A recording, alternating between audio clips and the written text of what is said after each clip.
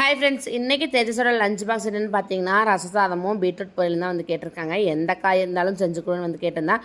நம்மகிட்ட அவன் கேட்ட மாதிரியே பீட்ரூட் மட்டும்தான் இருந்துச்சு. அதனால் வந்துட்டு அதையே ப்ரிப்பேர் பண்ணி லஞ்ச் பாக்ஸ் எல்லாம் வந்து பேக் பண்ணி கொடுத்துட்டாங்க. ரச சாதம் பார்த்திங்கன்னா முதலே சாப்பாட்டை வந்து நல்லா பிணைஞ்சிட்டு அப்புறம் ரசம் ஊற்றி கலக்கி கொடுத்தோம் அப்படின்னா மேலே ஒரு 2-3 கரண்டி வந்து ரசத்தை வந்து ஊற்றிட்டோம் அப்படின்னா சாப்பாடு வந்து மத்தியானம் வரைக்கும் கொலன்னு ரொம்ப சூப்பராகவே இருக்கும். அதே மாதிரியே ப்ரிப்பேர் பண்ணி லஞ்ச் பாக்ஸ் எல்லாம் வந்து பேக் பண்ணி ரெடி பண்ணியாச்சுங்க.